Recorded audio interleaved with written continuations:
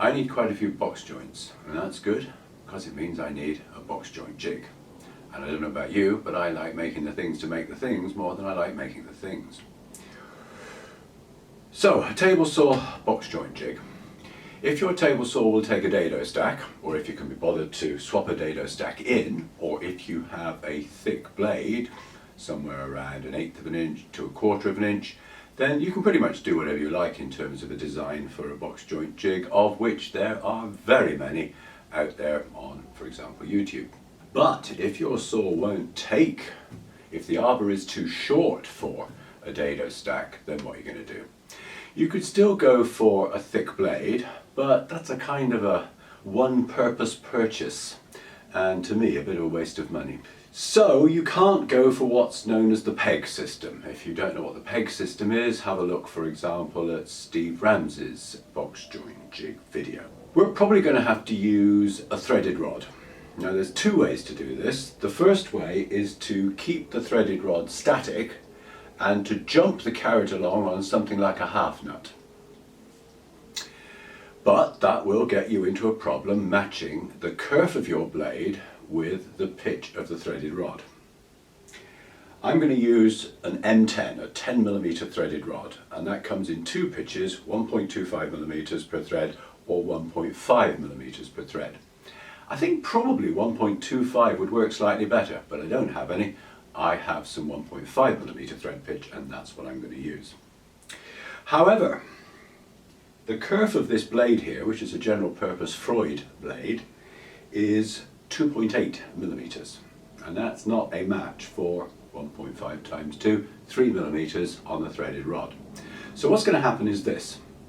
I'll make a cut, I'll jump the carriage by 2 threads, and I'll make another cut. That's going to give me a space between the fingers of 5.8mm. Then I shall jump 4 more threads and start the next cut. But that's going to give me a finger of 6mm. And they're not going to match. Here is the result. The fingers are too wide for the gaps between the fingers. You can't even get the pieces together, let alone leave enough room for some glue. So what about the alternative? You actually move the thread with some kind of crank mechanism. Well, you can have whatever precision you like, but it's going to get tedious. If, for example, you make a wider finger than this, if you go instead of 6mm or 1/4 of an inch-ish up to 12 or 1/2 an inch-ish, you've got an awful lot of winding of the handle to do, especially as you go past the non-cut fingers themselves. Now Matthias Wandel had a good idea. He had a whole set of pairs of gears, as you might imagine, and you would pick a pair of gears to give you the ratio you needed such that one turn of the handle would advance the carriage by as much as you wanted. But even that doesn't work exactly all the time. Occasionally you'll have to do a little bit of a jig by 1 or 2 teeth to make the clearance you need to get the fingers between the fingers. Well, I have an idea. I have an idea for a single blade box joint jig, easy to make, easy to use, and micro adjustable. Let me demonstrate using the prototype. It works using an existing crosscut sled, and if you're going to do this you'll need a reasonably thick rear fence. That's probably going to be the case. Most people would use a couple of pieces of 3/4 inch or 19mm, or in this case 18mm plywood. You'll also need a straight top to the rear fence. If you've got scallops and a raised centre, for example, then that's not going to work. You also need the back of this fence to be reasonably clear of frills and furbelows. If you've got handles, or in my case, for example, I had a tall safety box up here, then it's not going to work so well. I've reduced the height of my safety box. It's still above the blade, but it gives room now for the rear guide to travel along unobstructed. So we're going to put a threaded rod on top of the rear fence, and we're going to take 1/2 nut and we're going to jump by a couple of threads. So this saw blade, as I've just mentioned, this Freud here with its 2.8mm kerf, we make a cut, we jump a couple of threads, and on this M10 1.5mm pitch thread, that adds 3 millimeters to the cut, you get your 5.8. Now, 5.8 isn't quite enough for a 6 millimeter tongue that's going to come up in a moment. So here's the trick. We've got this threaded rod anchored at each end and there's a handle here. And if I turn this through a third of a turn, 120 degrees, I'll get a third of a 1.5 translation movement on the thread here. And that'll add just enough to bring the 5.8 millimeter groove up to just over a 6 millimeter groove, so a 6 millimeter tongue will fit in it and leave some room for the glue. I experimented with all sorts of ways of automating the advance, but they were all a great deal fiddlier and less reliable than simply picking up the carriage and moving it by a thread, and you do get used to doing that. We'll start with the base of the jig. There's a couple of critical dimensions. The first one is the width of the rear fence here. The base of the jig mustn't be any wider than that. The carriage of the jig is going to ride the rear fence here rather than riding the base of the jig itself. Hence the base needing to be a hair under the width of the fence here. The second critical dimension involves the washers. The carriage needs to clear the tops of those washers. So that means I need to make the base out of something like 2 thicknesses of 12 millimeter ply, because then that will just clear as the carriage moves on top here, or rather that way, this 20 millimeter washer here. I could build the base up out of a piece of 1.2 millimeter ply. The rod would be on top of that, the threaded rod, and then I could build some sides and some backs onto it. But it's going to be easier to just glue 2 pieces together and route out a channel for the threaded rod. The capacity of the jig is limited by this dimension here. The workpiece will be moved successively through cuts in this direction until it gets to there. And because of the way the table saw's top was laid out originally, when this extension wasn't there and when this was shorter than this, I didn't make the crosscut sled symmetric. This side is actually shorter than this side. Oh, and by the way, if it wasn't obvious already, you do need a crosscut sled that has 2 runners.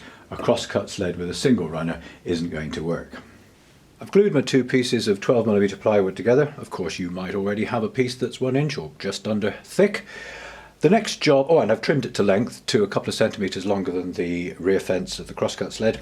And the next job is to drill a couple of 10 millimeter holes, 1 at each end, through which the threaded rod will protrude. I'm going to do that first and then route out the channel for the threaded rod, because the 2 holes will give me a depth. I shall route down to just the bottom of that hole. And the extra 2 pieces of wood here are to guide the drill bit, keeping it straight and level, because of course this is too long to go in the vertical drill. I've got a 3/4 inch cutter in the router. I've set the fence here so that the workpiece is central, running over the cutter. I've got myself a start block here. The workpiece will drop off that and the cut will begin here, about a centimetre and a bit in, and then down at the other end of the table, in order that the cut finishes a similar distance in from this end. I have a stop on an extension to the fence.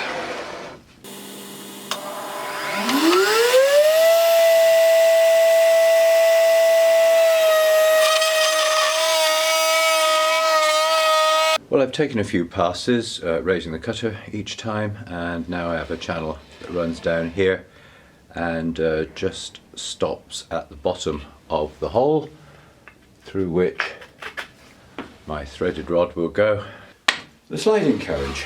The first issue is to have a nice square and deep enough edge to it. At the back here it's got to carry the guides, and at the front it's got to carry the fence. Now this 12 millimeter ply isn't very good and it's not deep enough, so I think I'll get some 18 millimeter birch ply for the carriage, and that will take a nice right angled edge here. The second issue is the width of the carriage. Whereas the width of the static base here wants to be a hair under the thickness of the rear fence, the carriage wants to be a hair over, because the guide blocks are going to clamp like this and we don't want them binding on the fence.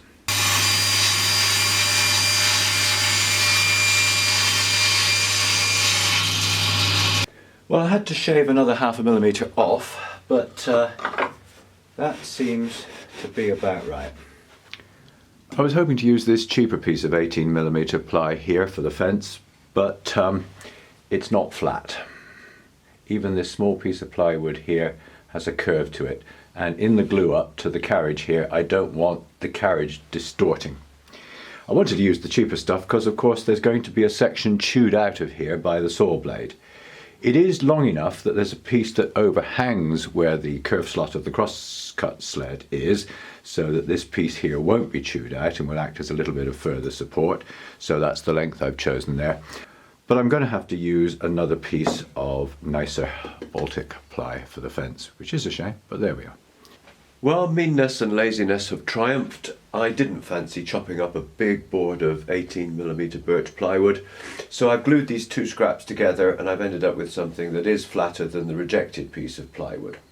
And now I need to attach this fence to the carriage. I was going to glue it originally, but I realised that if ever I do fit a spacer block over here to extend my capacity, then I will want to replace this with a longer fence here. Also, this is going to get tatty over time as the saw cuts out kerfs all over the place, and you may eventually want to replace it.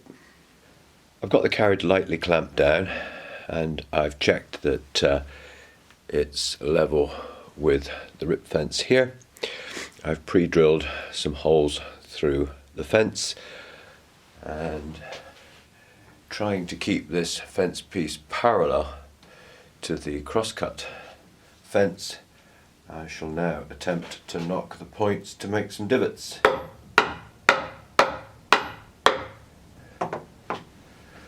And if I want the screws to pull the fence and the carriage together, then these need to be loose. So having set the screws to set the dots over here, I now need to bring these holes out 0.5 millimetre more.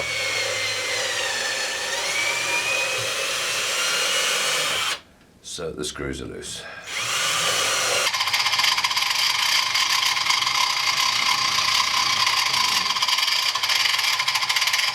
And then a bit of differential screw tightening. Some holes are bound to be better than others, and those are the holes that one wants to screw up first, or get correct first. These are all going in nicely with the bottom of the fence against the bed of the crosscut sled. But this one here is a little bit off, so it goes in last and is not as tight as all the others. Even though I've shortened the height of the safety box here and a guide would slide right past it, I'm going to stick to my original design, which is to have a couple of shorter guides at the back. Maybe that'll be good for friction, help the carriage move a little easier. There will be a cheek piece at this end of the jig. There's two reasons for that. The first is we can anchor the jig to the end of the crosscut sled fence here with a star bolt. And the second is if we want to have stops for the handle slash pointer, then we can clip them to these edges here. I originally thought the most elegant design would actually have a circular face here with circular slots to either side, but every time you put it down to put it away it would roll off the bench, so in the end I went for a slightly uglier rectangle. Now the lock nuts you want to be tight enough to take up the slack in this thread. We want to be in control of how much play there is between the tongues and the grooves in the eventual box joint. We don't want more play being added from a slack threaded rod here. So tight enough to take up the slack but still permit the thing to move.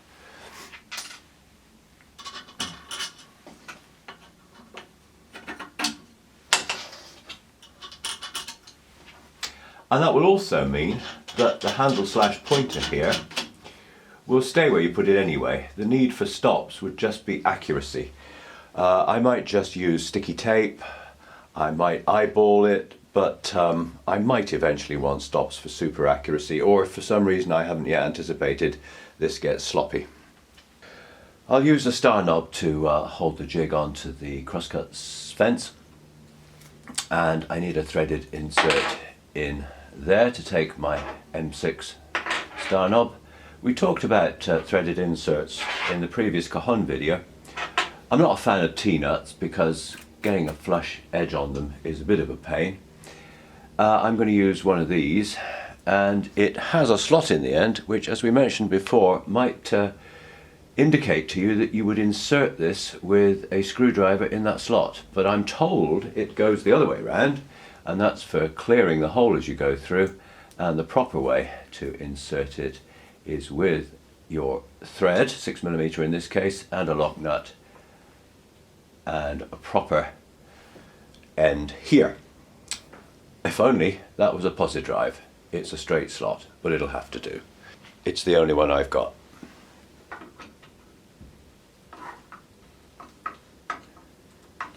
Trying to keep it straight as you drive it in. You don't want what my metalwork teacher called a drunken thread.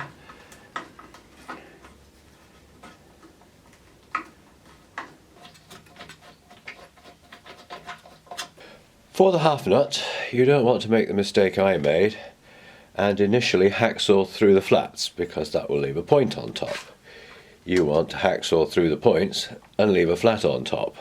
But of course it's not easy to hacksaw through the points, so you have to create a couple more flats to be able to do that on opposing points, turning it more into a sort of an octagon shape. The other advantage to creating these extra flats on the points is that if your nut is slightly tight in the channel because your router bit isn't quite as wide as you wished it would have been, then this will make the nut fit in the channel.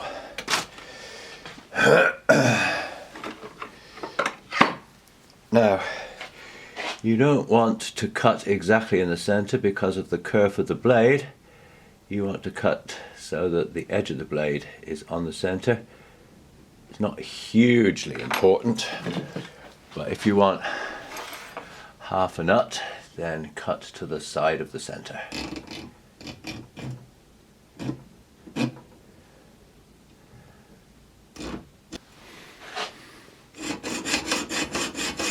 If you try a little experiment and put a threaded rod in a nut, you'll find that there's some slack.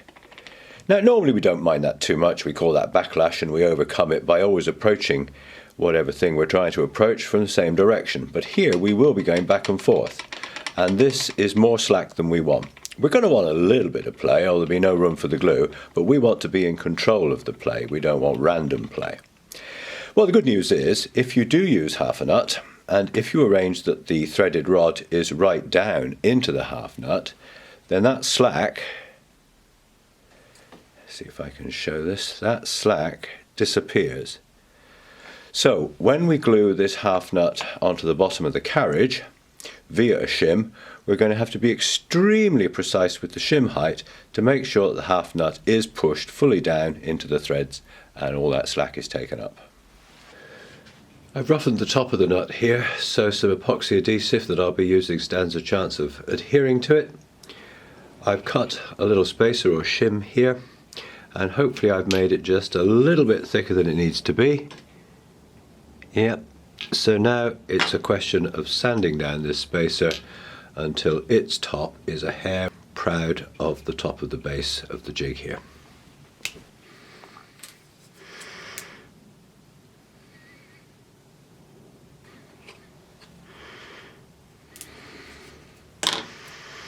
If you don't have a set of satay skewers around the workshop, you don't know what you're missing. They are useful for so many things. In fact, I've used the wrong end. The pointy end is often very useful until you gum it up with epoxy.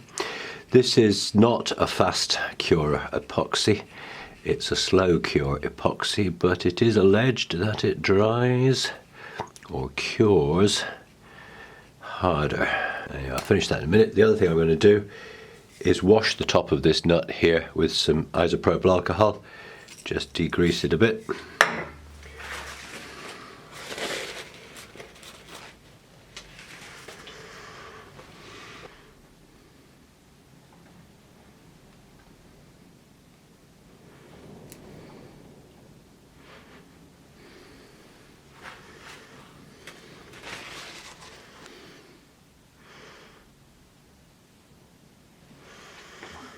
Now this is a tricky bit. I need to drop that onto the track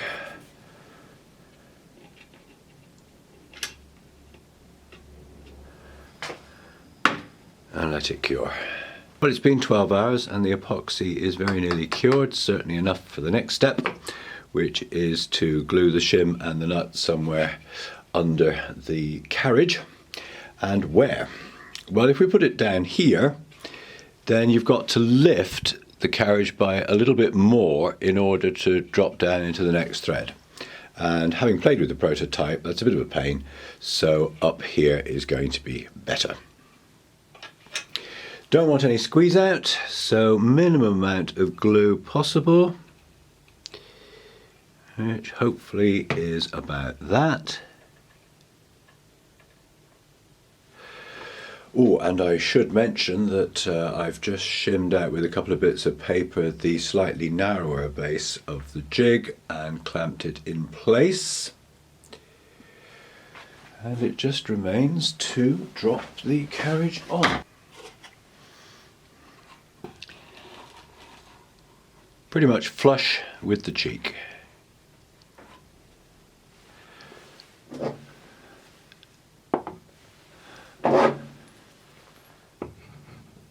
I'm just putting some double-sided tape down on the edges of the track here because I want to glue a graduated scale just to help place the carriage.